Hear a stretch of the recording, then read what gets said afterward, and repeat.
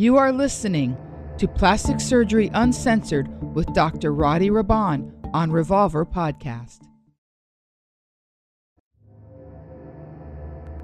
Hey guys, welcome into another episode of Plastic Surgery Uncensored. So today's episode called is Smoke and Mirrors. I am accompanied by my dear friend Melinda, the beauty broker from New York. Listen in so we can talk about sort of all the misrepresentations. You know, this is a huge topic for me about how to figure out who's your right doctor to do what. So listen into the next episode. I'm sure you're gonna love it. Hey guys, welcome to another episode of Plastic Surgery Uncensored. I'm super excited. I'm here with my dear friend Melinda from New York. She's known as the beauty broker, but she is an aesthetic consultant and patient safety advocate.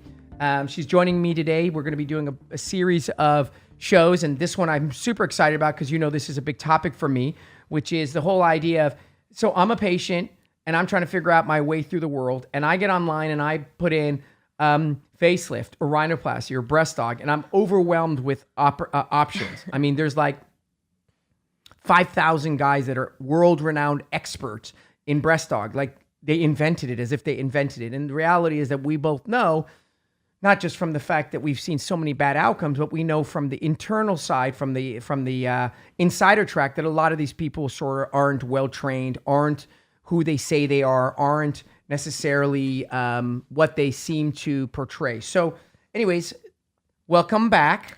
Thank you for having me. You're the best. Thank you, Roddy. So tell me, so you consult patients, right? People call you up and say, hey, Melinda, I'm interested in having X, Y, and Z done. And then it's sort of on you and your expertise to help guide them. Of course, you'll ask them all the questions. So tell me about this whole idea of misrepresentation and like, you know, who's your right doctor, who's your wrong doctor? What do you do? What's your process? I mean, I think what I'm seeing the most of are, you know, people who just give up because they are like so confused, so overwhelmed by what they're seeing out there. It is so difficult to navigate this industry and an industry that is considered the wild, wild west of medicine. So, you know, people are, I don't know where to go. This one says yes, this one says no. This one says right, this one says wrong. So they're seeing so many contrasting views on social media, and they're really confused, and they don't know what the right or wrong choice for them, you know, for their own case specifications are these days. And when they come to me, they're kind of just like, I need someone to hold my hand because, you know, I have done a couple of procedures and they really didn't turn out right for me. I thought I did my research correctly, and apparently I did not. So I really need an expert to help me, you know, help guide me through this industry. And I think the interesting thing is, so not everyone, a lot of people know that, you know, my wife had some spine surgery, for example. And when it comes to something like spine surgery or gallbladder or whatever, it's not that confusing, right? You go to a city, there's 4 or 5 hospitals, there's people that are well-known, et cetera. So the question one asks is, why the hell is cosmetic surgery or aesthetic surgery or plastic surgery so confusing?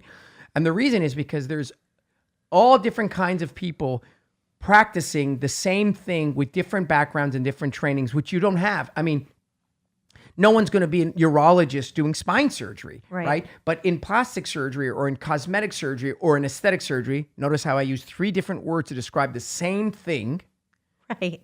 People are overwhelmed because there's a ton of manipulation. There's a ton of misrepresentation. There's a ton of smoke and mirrors. And that overwhelms the patient because they're afraid of making the wrong choice.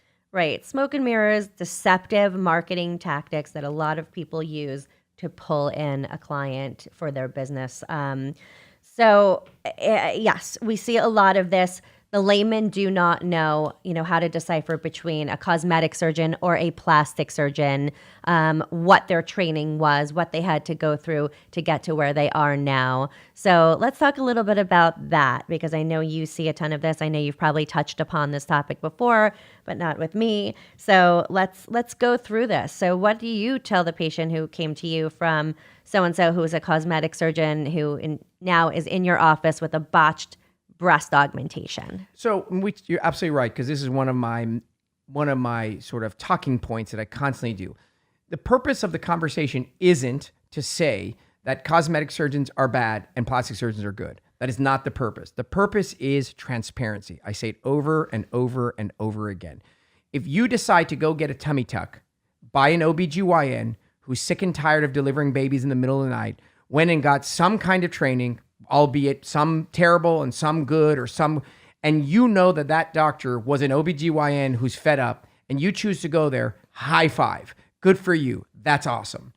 I'm not going to tell you that that guy is worse off than me, who's a board certified plastic surgeon because I went through X, Y, and Z training. That's for you to figure out on your own.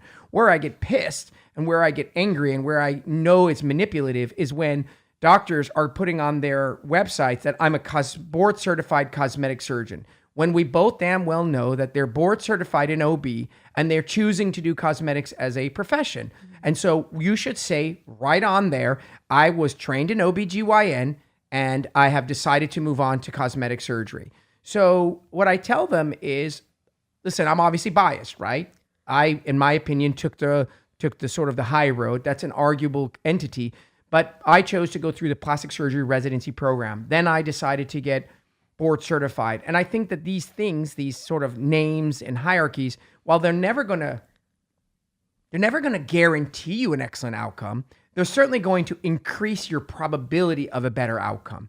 And so when you have all these opportunities, we're not in India, in Mumbai, we're in America, and then we're in major cities, and you have access to thousands of physicians. So in my personal opinion, when you can choose between someone who's well-trained and someone whose training is arguable or questionable, I don't really see any reason to go anywhere else unless it is that you don't know any better. Correct.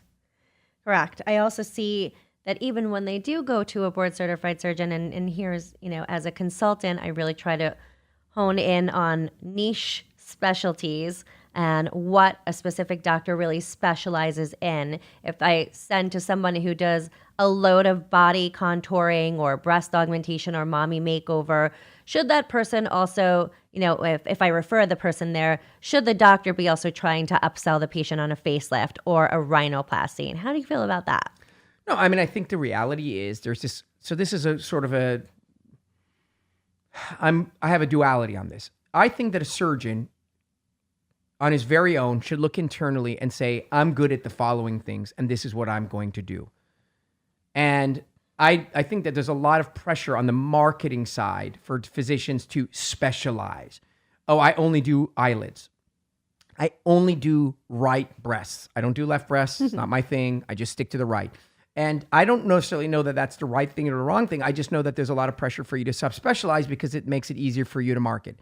People who know me know that I do the gamut, right? I did a facelift yesterday. I love noses, and I do a boatload of body contouring. I think my judgment as to whether or not I'm a specialist or not should be based on my results. You go on there and you're like, oh my God, I want to get a facelift, and I was thinking of doing my breast. If you go on there and you look at my facelift results and you're like, then I'm not your guy. But I do think the idea is that unfortunately, guys aren't going to check themselves, right? So for example, I don't do a boatload of liposuction. Why? Not because I'm not good at it. I just don't think it's a great procedure. I don't do certain procedures. I don't do pec implants. I don't do a ton of fat transfer to the butt because I don't think it's a good procedure. So I have internally restricted myself to, as we said before, my lane. I think that when you're not busy, you are egocentric, then you'll say, well, I'm great at everything. And you come in and you should know better. You haven't done a lower eyelid since 2012. And this patient is there going, hey, hi, doctor. I was sending you to do my breasts. And like, I've also noticed I had some bags under my eyes. And at that point, instead of going, honey, I don't really do under eye bags. My suggestion is that maybe perhaps you should go to my colleague or go back to whoever sent you. I would be shocked if anyone, it takes someone who's really confident and settled and knows themselves. And so, no, absolutely they should do that. But we both know that doesn't happen. We see it a lot. And the patient, who we refer to the breast specialist, or in my opinion is the breast specialist, ends up doing their nose with the breast specialist. And I remember when I was like 22, 23, sitting with Tom Romo, who does a lot of rhinoplasty in New York City. And Tom said to me, Melinda, if the patient wants their nose to look like a breast, they do, they're doing their nose with the breast guy. Yeah. So I'm like, that's true, because usually one of those two things will go wrong if you're not really going to the guy who absolutely specializes in this. Yeah, and I think, listen, we're very lucky. With the exception of photo manipulation, just take for a moment the argument that the photos that are there are real, okay, which is a topic of its own. Then there should be no way on Earth that you should be able to manipulate a patient unless the patient doesn't bother to look. And if you go to a doctor and you're there for his tummy tucks because you did a boatload of research, and then while you're there, you said, oh, by the way, I want to do my nose, and you don't go back and look at his nose work, shame on you. There's Right. no reason in today's world with websites and Instagram that you should be fooled as a physician, again, assuming the photos are not manipulated, because it's there. So whether he markets himself as a rhinoplasty expert and then you go look at, my God, look at these 50 photos. These are terrible. Well, then he's not an expert. I mean, I don't care what he says he did or where Right. he trained. Or if he only has one photo up, one before and after, or even in his 100%. books, like maybe one or two things that he shows you. Or like a repeat. One thing that I notice, and every once in a while, my wife likes to show me things on Instagram and you're looking at it and you're like, when you see a physician who constantly is reusing the same amazing rhinoplasty, that's a very bad sign. The reality is that if you're an expert and you do a ton of noses, you should be doing excellent work on a regular basis. Therefore, you should constantly be producing new material, and you should not be referring to the lady that you did 3 years ago. Correct. Also, I see a big issue of that, people only do their research on Instagram when they're looking for specialists. And Kills me. I have to say about 60% of the surgeons who I do refer to they have no social media presence. They barely have a website. They're not on Instagram. I find a lot of these guys, through the journals, through the textbooks, through studies, through other physicians or other respected physicians that I work with and specialists who I work with, or, just through the meetings, the panel experts, and just through my, full scope of the industry observation. So it's like, it doesn't begin and end on Instagram or on social media. And people really do need to kind of dig deep to find it, which I think it becomes a useful service, the consulting end of things. Totally. And I think you hit it on the head. A perfect segue. So this is the deal. When we started the Instagram, it was begrudgingly. It was like, oh my God, another goddamn platform that I need to now be present on. And for a while I was sort of like, no, I'm not going to do it. And then you realize you just have to have certain presence there. I think there's an interesting, I bet you if they did a study, actually they've done a few studies, not I think they have. There's like an inverse correlation between like the more present your physician is on and the more followers he has and the more sort of shout outs they do, the less credible they are. Because Instagram is one of those platforms that you can create your own false identity. And so, yes, your doctor can use Instagram as yet another tool to display his work and educate people. And maybe you get to know them as a person, so you get to see them with your kids. That's very nice. But it's not a substitute for anything else. And if you have constantly images of your doctor, like holding boobs in his hands of a patient, and like, check out these things, that's a red flag. The fact that you are able, and this is where I think a consultant is so helpful, is if you as a patient are like, well, I just can't make heads or tails of this. I mean, he's got 250,000 followers. I just don't know. Then you need to seek the help of a professional. And the professional is like a consultant, someone like you who says like, listen, this guy, you need to go beyond the sort of outer shell or the costume or the mask they're wearing. Right. And, if you can't do it on your own, well, then you need someone to help you. So absolutely, I think that the social media, we have patients. It's so funny. We had a patient call not too long ago, and they call Maggie and they say, does Dr. Bond do breast dogs? And she's like, yeah. What do you mean? She's like, I just don't see that many pictures.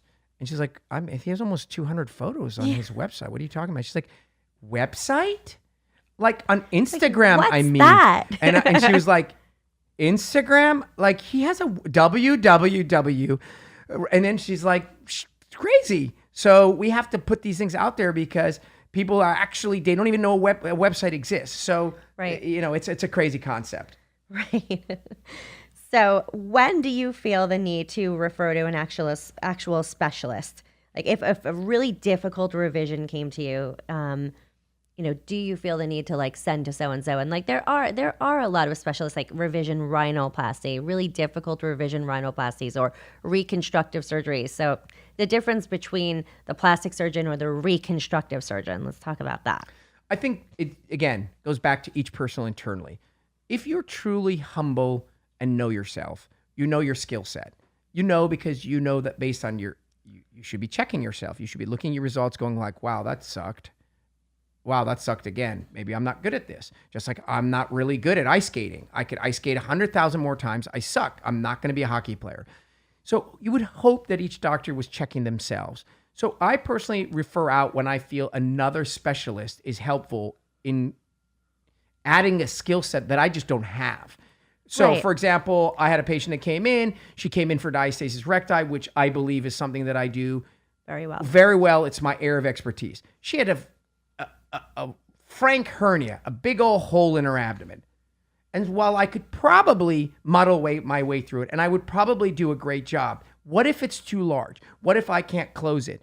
So I would be doing a disservice to patients. So I said to her, I think you need to see Dr. Tofai. Dr. Tofai is one of the world-renowned experts in hernia. I referred her out.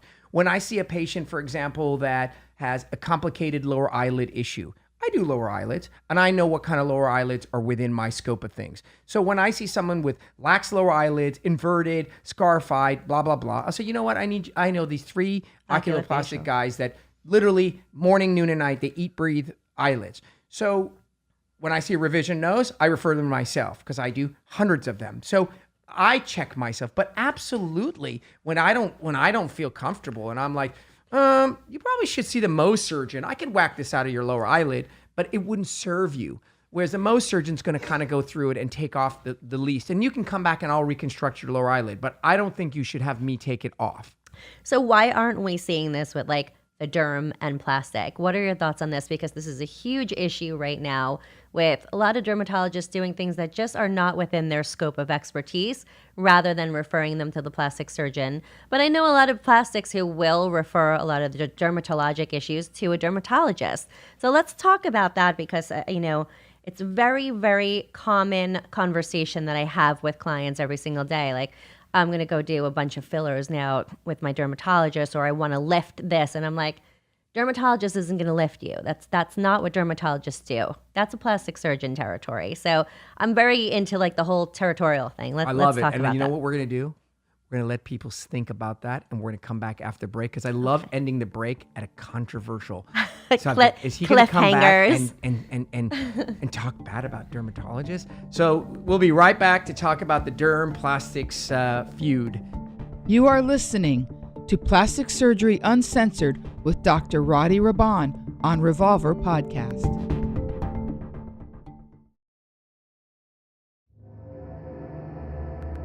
So we're back with Plastic Surgery Uncensored with my dear friend Melinda, the beauty broker from New York. By the way, you're doing great because I know you're a little jet lagged. Or you get the extra time this way, right? I do get the extra time this way. on the way back. I caught up though. I went to bed last night at like Good, you're good. 8:30. Yeah, well, you look fantastic. The Red Bull's Thanks. kicking in.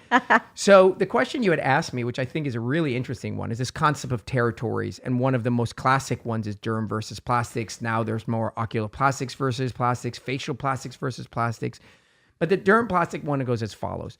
I think that each specialist does things that the other one doesn't. So, for example, all of my derm-related issues, like people ask me all the time, hey, Dr. Brown, what do you think about this mole? And, I'm a doctor. I'm a plastic surgeon. I went to med school. But the truth of the matter is that I would feel terrible, just awful, if I looked at a mole and be like, that looks fine, and it turned out to be melanoma, right? Because there are unique characteristics, and I'm not that expert. Well versed in that. I, for example, don't do a ton of lasers. As a matter of fact, I do no lasers. So when people say, hey, my Dr. Raban, I have this, that, the other, I said, you know what? Not my area of expertise. So I am always sending patients out to dermatologists. Dermatologists do not, nor should they ever do facelifts, eyelids, neck lifts, brow lifts, etc. They might, but they shouldn't. Just like I shouldn't be doing, some of the dermatologic things. The area that's overlap is the reason why we have a territory issue. It's called, it's the easement. It's that we do fillers, they do fillers. We do Botox, they do Botox. We do these sort of cool sculpting, all therapy things, they do it. And where you have the conflict is that there's so many people out there, and everyone is struggling. Struggling is a very, very loose term, because nobody is struggling, and that's a damn problem. Everyone's struggling to make ends meet. And so they're all worried that if I refer this patient to that plastic surgeon, she's never going to come back. And so I talked to you about it earlier. I have a very dear friend of mine who used to send me a ton of patients as a dermatologist, right? He's like, I'm sending you a patient, she needs a facelift. I'm sending you a patient, she needs her lower eyelids done. And the reason why we had such a great relationship is that when the patient would come here, they're here, right? They're sitting in my office. They're like, hey, Dr. Bond, do you also do filler? And how about some Botox? And I swear to God, I'd be like, yes, I do that stuff, but I can't do it for you. And she's like, but I just need a booster or a touch-up. Oh, there's no way. What do you mean there's no way? You need to go back to Dr. Kirby because he sent you here. Mm-hmm. And I would call him. I would literally, while the patient's in a room, I'd call him. I'd be like, hey, so-and-so's here. And he'd be like, oh, thank you so much for calling me. Oh, it's totally fine. Just do her, her 10 units of Botox. It's fine. But what that demonstrated, and that's kind of where colleagues and professionals need to start to work together, would demonstrate is that I would never poach his patients. I had utmost respect. And he knew that when he would send his patients were safe here. Mm-hmm. And so I think in that regard, that's one of the major issues. The second major issue is that some specialists don't want to let go of the patients because it's financially not in their best interest. So you come in and you're 67 years old and you have a marionette, a jowl, and neck skin, right? And you need a facelift. So you get away with doing a little bit of filler with your dermatologist. And instead of your dermatologist recognizing like, hey, listen, we're at the end of the line here with the filler, buddy. Like, you're going to start looking like a balloon. I'm going to refer to you my colleague. He's amazing. He's a plastic surgeon. Or better yet, you need to go find your own plastic surgeon. They hold on to those patients and they keep pumping them and pushing the syringes. And then they look like a koi or some balloon. Yeah. We've had this issue multiple times where, I did send a client over to, because when we talk to clients, we're talking about a lot of different issues or things that the patient might, desire. So if it's an aging patient who truly does need a facelift, and then I also send them to the dermatologist because they also needed some lasers, they needed some retexturing, or they just needed, a routine cancer check. That patient ends up leaving the office, calling me, and Dr. So-and-so, the derm, has just did a whole bunch of voluma in my cheeks, and she said I didn't need a facelift, and she said you didn't know what you were talking about. Right. So that is a conflict of interest for me, and it's a conversation I have to have with the dermatologist. So why would you do something like this? Is that that is not what that patient needed. She really did need the surgery. Yeah, and I think the problem is that there's plenty to go around, right? If anything, there are more patients today than ever before because there's a high level of education and awareness. So yes, there are more practitioners than ever before, but there are more patients than there are more practitioners. So in other words, the rise of patients is more than the rise of practitioners. So there's no reason for you to have to do things that are outside of your lane. You have a toolkit. You know how to use those tools. Stick to using the hammer for hitting in the nail. Don't screw in a screw with a hammer. Right. Right? I do think a lot of these procedures require more of a sculptor's eye or an artist's eye, and fillers, it's a sculpting technique. Should be a sculpting technique. That's right, but not many people treat it as such, and so when I do educate my clients, I tell them that it should be a sculpting technique, that you really do have to understand the anatomy and how to sculpt the face with these different materials. You have to have a real good understanding of the materials and what they're doing. And, I do talk to a lot of oculofacial plastic surgeons or a lot of facial plastic surgeons who just tell me, Melinda, please, when you talk to your patients, tell them not to put this in this. If they do want to do if they're looking to do a procedure such as a facial plastic surgery, facelift, or blepharoplasty, they should not have these materials in this part of the face. So, it's interesting for me to see that when I go and I talk to my plastic surgeons who will turn away a patient because they have so much in their face, or either whether it's filler or or they've had all therapy and that creates a lot of scar tissue, and it's going to compromise the surgery. and then the derm saying, no, pushing these procedures or pushing these things on the patient. There's conflict of interest with what the derm and the plastic is saying and how they're educating the patient. Yeah, and I think, again, this was where a beauty expert is a nice thing to have because you have technically, God willing, a non-biased person. The problem at the end of the day is all bias. Right. Is a beauty broker getting a kickback? Is the doctor making money? So you want someone to give you guidance in your best interest. I think what you said about sculpting, which was really interesting, is because it's not called sculpting material. It's called filler material. So the natural tendency is just to fill the hole. The problem, though, is that you can fill the hole 20 different ways. And if you just push volume into an area, yes, to a certain degree, it fills the area and may look better, but it can also look worse or create other deformities. So this notion of sculpting, you can't teach that in med school, right? That's you right. can't teach someone to have good fashion sense. You can give them money, you can give them access to an endless wardrobe at Neiman's, but you can't teach them good taste, much like you can't teach them aesthetics. And so patients always ask me, I want to go get this done. So I always tell people, if you want, like, if I get a call every once in a while from someone that's in another state and they can't make it to LA or they refuse to come to LA, and they always want me to know how. If someone asks me, can you take a look at this other doctor? He wants to do, like, I'm thinking of doing my breasts with him or something. Do you know what the first thing I do before I even go look at their breast work is? What? I go look at their rhinoplasties. I look at their other work because truly someone who's really artistic, there's one level, which is I'm bad at what I do. Second is I'm very good at what I do, but nothing else. And the third level is I'm very artistic. And an artistic individual, much like someone who's musically talented, is good at a lot of instruments. Like, yeah, I'm a drummer, but I also play the guitar and the piano. And someone who's artistic you will find great results across various genres. You'll look at their tummy tucks and be like, wow, that's really nice. And then you'll go look at their noses and be like, wow, that's really nice. If someone can do a really beautiful rhinoplasty and an amazing tummy tuck, they're more inclined to be an artist than I'm really good at body contouring. The artists are very few and far between in our industry, I have which to is say. fine. Again, you don't necessarily need to go to an artist. You just need to go to someone who's good at the thing that you're asking them to do. But this notion of artistry, that's an internal, just like some kids are really athletic. That you're born with artistry. You learn to be good at a procedure.